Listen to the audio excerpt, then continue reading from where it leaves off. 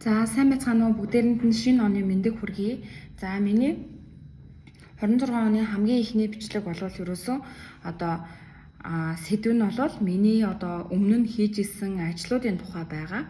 За жишээлбэл энэ ажлуудын тухайд энэхүү бичлэгийг маань та бүхэн юу үзээд юу ойлгож авах уу гэхээр ойлгох ч байх уу юу одоо санаа сэтлийг өгөх уу гэхээр одоо ингээд эхнээсээ ингээд баг хүүхэд байхасаа эхлэх хийсэн ажлуудынхаа талаар ярих гэж бэлдсэн юм аа. Миний хувьд хамгийн ихэнд бол би 16 настай байхдаа анх худалдагч хийж эхэлж исэн ажил.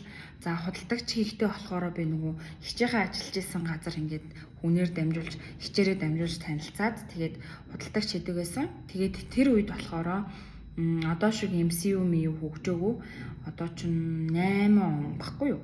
2008 оны хавцаа.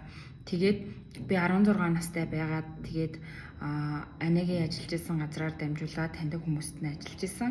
Тэгээд 16 настай худалдагч хийж байхад анх сэтгэл бол ерөөсөө хамгийн түрүүнд хүнтэй мэдлээ сурдаг. Тэгээ одоо энэ CU-д ажиллаж байгаа хөөрхөн дүүнрийг харахаар би бол ингээд өөрийнхөө яг 16 7 насыг харж байгаа юм шиг юм их хөөрхөн санагддаг. Тэгээд тэднэрээр бол бахархдаг. Хүн ер нь ингээд насанд хүрэхээс өмнө ажил хийж үзнэ гэдэг бол тухайн хүндээ бол амар том челленж байдаг. Мэдээж ингээд эцэг ихтэй нэмэр болохгүй л явж байгаа хүүхдүүд байхгүй бид нар ч ер нь бол өөрсдийнхөө хүслээр тэгтээ бас тэдний насандаа бас тийм ухамсаргүйч хүүхдүүд зөндөө байгаа шүү дээ. Тэгэхээр бол анх 16 настай ажил хийж эхэлсэн сэтгэл бол амар тийм гоё байсан. Тэгээд одоо сайн санаж агаар 2008 оны Олимпийн аваргын нөгөө хүмүүс ингээл баярлаад ээж хахад би яг ажлынхаа үүдэнд одоо энэ хорооллын нөгөө Монгол бараа гэж үүдэн шүү дээ. Яг уу тухайн үед Монгол бараа гэдэг нэртэй ч гэсэн Монгол биш байсан л та бараа. Гэтэ тэр нь яг уу ямар ч байсан би тийм ажил хийж эхэлсэн.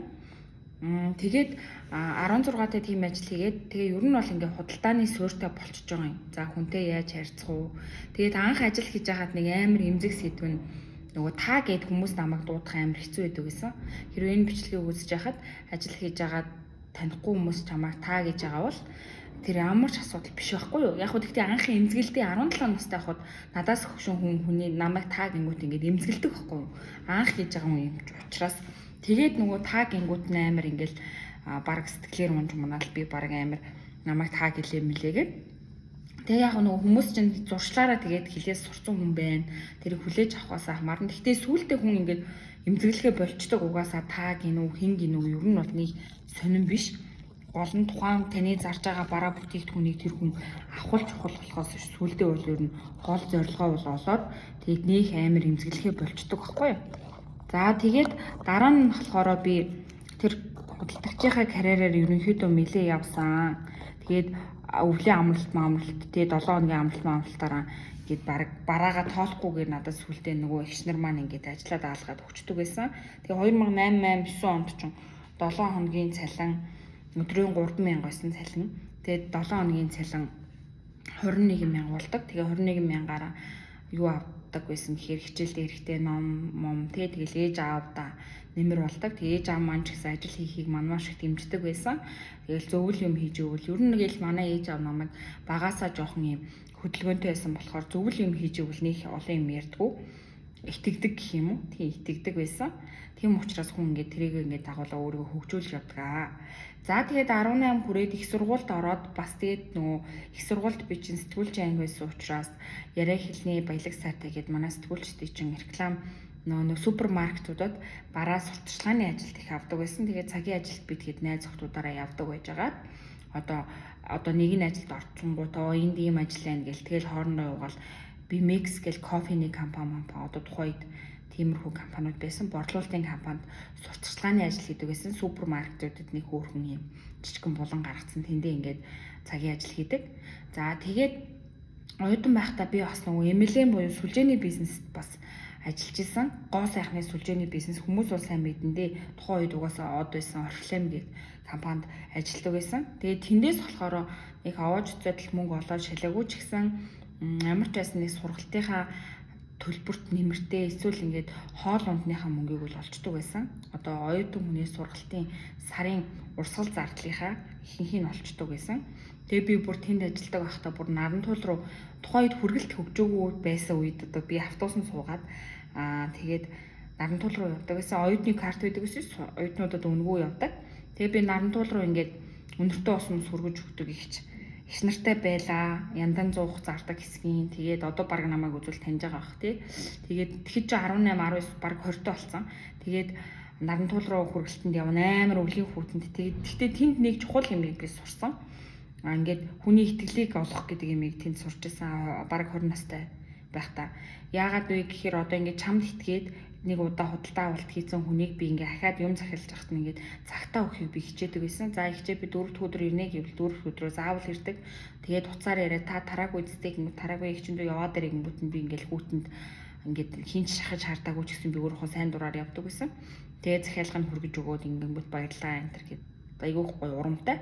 Тэгээд баг 20 настай 21 за 22 дэх сургуулаа төгслөө би тэрийг хийдэг байсан. Тэгээд янз янзын тэгэл хүмүүс төр очиж хүргэлт хийгээл зайсанд те лаг мөнгөтэй ихч мэгч юм байх гээл захиалгыг аваад очингууд бүр надаас горгор хүмүүс байдаг байсан. Тэгээд ингээл амар хямдрал байна уу мэн үү гэл би ч мөнгөтэй айлын ихч нарыг 20 настай хүн чинь амар гоё ингээл цацдаг байх гэж боддог байсан чинь эсэргээрээ мөнгөтэй хүн чинь амар нарийн байх ч тохиолдол байдаг байсан. Тэгээ яг тухайн үедээ бол ингээд амар сонир санагддаг ч юм уу. Яг ертөнцтэй танилцал явж байгаа хүн шүү дээ. Тэгээд ямар ч байсан ингээд ажил хийгээд өөрийнхөө урсгал зардлыг бол олчдөг байсан. Оюутан багтаа. Тэгээд бас нөгөө бидний үед оюутан байх чинь нөгөө юу байсан? Оюутны 70,000 гэж байсан байхгүй юу? Сард ингээд ямар ч оюутан 70,000-ыг өгдөг.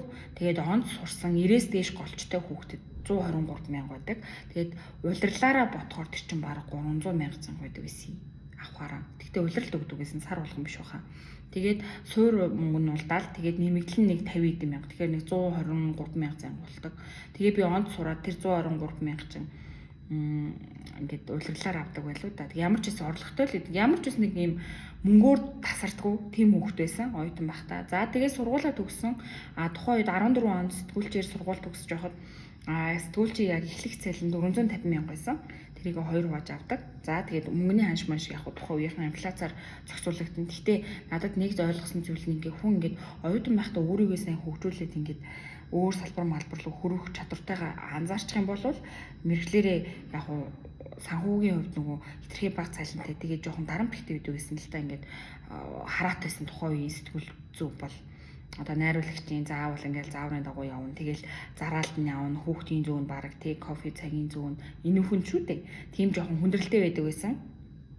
Тэгээд би угаасаа худалдааны суурьтай болцсон, борлуулалтын суурьтай болцсон байсан учраас би шууд болоод өөр ажлууд хийж эхэлсэн. Тэгээд төгсөөд би ч одоо Unitel-д ажиллаж исэн, оператороор ажиллаж исэн. Одоо утасны дуудлага хариулдаг. Тэгээд тэр оператороор би 6 сар ажиллаад тэгээд жинхлэг шалгалтанд унтсан. Яг үнэндээ өөрөөсөө болсон л та. Тэгээд яагаад тэгэхээр цаг наранд баригдаж чадахгүй өөрөөсөө л болсон. 2016 онд ойролцоогоор төгсөөд баг 2 жилийн дараа би ажиллаж исэн. 6 сар ажиллаж жинхлэг шалгалтанда тэнцээгүй. Ягаад гэвэл тэр хүнийг явцаар нь үнэлдэг. Тэгээд нөгөө тэр чин програмаар хяндаг утасныхаа дуудлаганаас гараад байгаа ч гэх юм уу. Тэр үедээ яг би нөгөө цагийн ажил жоохон баригдаж чадахгүй л байсан. Миний л онцлог л доо. Тэгээд 16 онд би ямар ч бас Unitel-д ажиллаж исэн. Тэрний өмнө болохоор нэг барилгын компанид Realtor гээд хийх гээд Realtor хийх гэж үзсэн. Одоогоор бол Remax шиг. Гэхдээ яг нөгөө хувь барилгын компани хувийнх нь өөрөө барьсан барилгаа зардаг тийм ажил байсан. Тэгээд би яг өөрөө байр зарж амжаагүй 3 сар ажилласан. Гэхдээ би амар хичээл зүтгэлтэй одоо 60-70% та барилга байна шүү дээ. Хоосон каркас зуугаа засал ороогүй, гадна басаад энэ төр ороогүй. Ингээд амар шавхаа ихтэй ийм барилга байна шүү дээ. Одоо баг буруу гიშгэл цонхныхон заагаар гадаа гараад унаад баг осолтгоор хэмжээний тийм төвхий барилга руу би ингээд каск зүгээд каск өмсөд хэрэглэгч аваад үйлчлүүлэгч аваад ордог байсан. Амар хичээд зүтгсэн. Гэтэ нөгөө нэг яах юу юм бэлээ. Одоо ингээд дүүнер маань ажил хайгаад шантарж байгаа бол зарим тохиолдолд зарим компанид чиний буруу биш байдаг байхгүй юу? Тийм. Одоо тухайн компани соёл гэж байна. Жохон хувийн чанартай ах дүүсээрээ тий угаасаа нэг амар цалинтай хизээж амьдралдаа цалин авч үзээгүй цалингийн талаар ойлголтгүй захирлуудтай удирдлагуудтай тийм компани ч бас байдаг. Тэгээд би тийм компанид 3 сар ажиллаж үзсэн. Гэхдээ тэнд нэг айгүй мундаг залуу байдаг гэсэн манай менежер гээд одоо тэр залуу бол мундаг угаасаа хуваараа бизнес хийдэг. Мундаг угаасаа өөрөө барилга барьдаг болсон байгаа. Тэгээд нэр усыг бол дуртаад яг уу. Гэхдээ тэр нэг мундаг менежерээс болоод би тэр ажилд тиссэн байдیں۔ 3 сар тэгээд тэр хүн ингээд итгээд намайг ингээд сайн борлуулагч болно гэд ингээд зааж зөвлөөд ингэж яахад нь би бас яаж ингээд хаяа гараа явах уу гэд үндсэн цалин бас нэг 400 300 хэдтэй ч байлуу да 16. Тэгээд би борлуулалтаас уг нурамшуул авах байсан ч гэсэн би байр зарч чадаагүй. Ягаад гэвэл ингээд бэлэн болцсон байр байхгүй 60-70% та байрыг зарна гэдэг бол ер нь жоохон боломжгүй шүү дээ. Ямар ч реклам маркетингийн тэрэ байхгүйгээр зүгээр ингээд хүн дагуулж аваад тэрийг үзүүлээд ингээд одоо тэгэхэд хэцүүлдэ. Тэгээд яг хөө би 3 сар ажиллаад тэгээд шантрах ч байх ер нь жоохон чадахгүй юм байна да гэж одоо гарч ирсэн. Тэгээд өмнө нь за нэг тиймэрхүү ажлууд хийж исэн, өөр ч ямар ажил хийж илаа.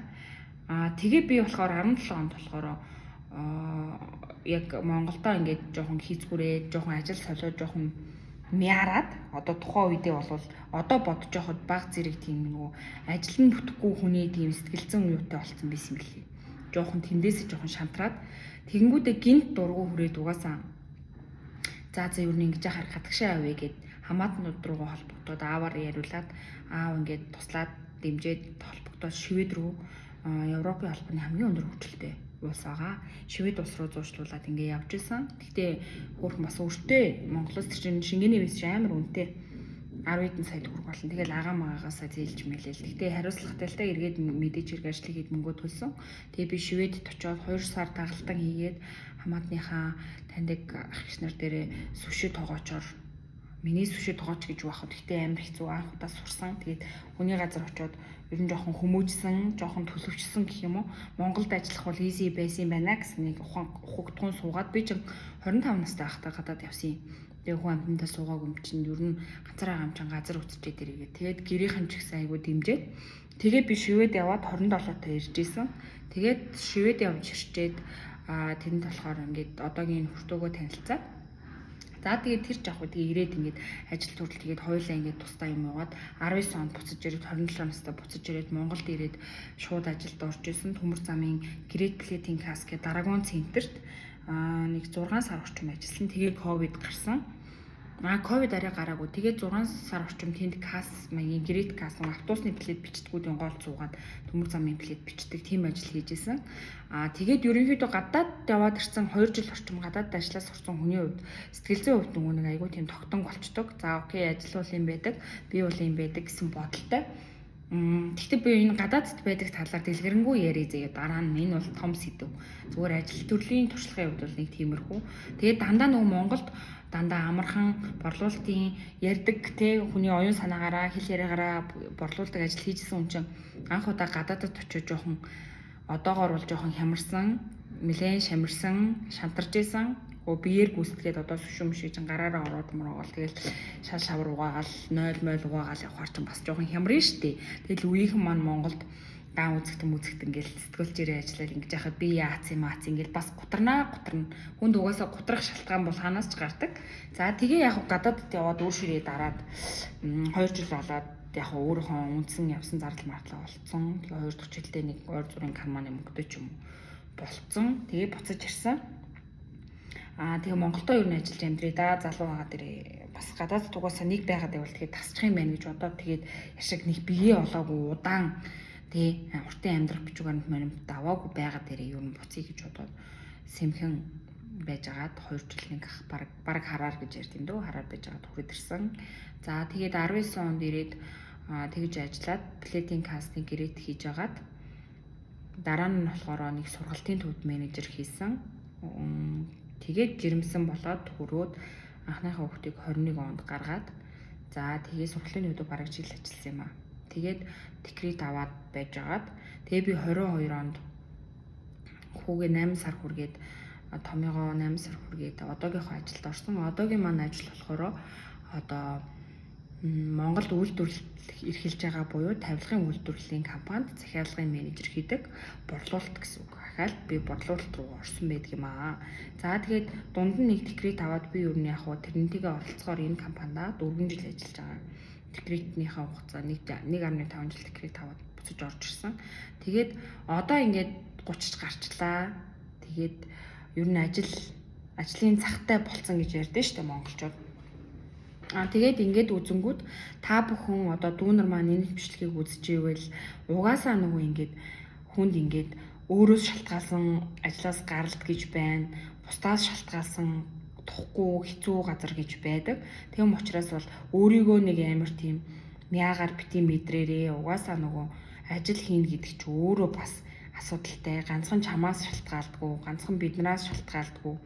Ер нь ингээд ажил хийн гэдэг чи ер нь хоёр талтай байдаг. Чи мянга сайн сэтгэлтэй байгаад чам тохирохгүй газар гэж байна. Тэгээд бас чам тохирсон аль талдаа тохирох ёстой. Яг л хосууд шиг, гэр бүл шиг юм гоё газар хүн тогтдог, үлддэг. Тэгээ дан ганц чиний буруу байдгүй маа. Тэгэхээр олон ажил сольж байгаа бол өөрийгөө битгий буруутгаарай. Одоо энд өөрийгөө буруутгах гэдэг чинь бол нэг талдаа бас буруу шүү. Сэтгэл зүйн хувьд гэмтэл шүү гэж хэлмээр байгаа юм. Тэгээд хүн өөртөө тохирсон хамт олныг өөртөө одоо чадвартай суурьсан өөрөө чадах ажлаа олоод хийж чадах юм бол энд ямар ч тийм юу байхгүй, стрессгүй байдаг шүү. Хэдий ингээд суралцах юм байгаа ч гэсэн тэгээд асуудал бишээ гэж хэлье. Тэгээд бичлэгийг маань үзсэн та бүхэнд баярлалаа. Тэгээ энэ талаар ингээд санал бодол байвал комент үлдээгээрэй. Баярлалаа. Дараагийн бичлэгээрээ уулзъя.